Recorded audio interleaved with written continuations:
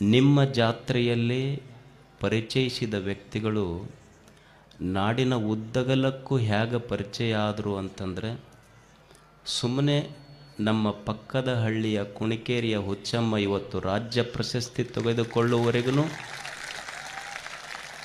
ಹಾಗೆ ಪರಿಚಯಿಸಿದ್ದು ಗವಿಸಿದ್ದಪ್ಪ ಜನ ಈ ಜಾತ್ರಾ ವೇದಿಕೆ.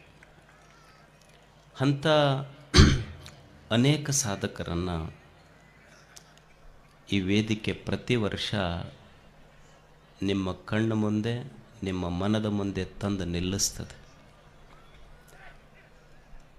ಈ ವರ್ಷ ಈ ನಿಮ್ಮ ಜಾತ್ರೆಗೆ ವಿಶೇಷ ಸಾಧಕರಾಗಿ ಇಲ್ಲೇನು ಎಲೆಕ್ಷನ್ ನಡೆದಿಲ್ಲ, ನಾಮಿನೇಷನ್ ಇಲ್ಲ, ರೆಕಮೆಂಡೇಶನ್ ಅಂತೂ ಮೊದಲೇ ಇಲ್ಲ. ಇಲ್ಲಿ ಎಲೆಕ್ಷನ್ ನಡೆದಿಲ್ಲ. ಏನಿದ್ರು ಗವಿಸಿದ್ದ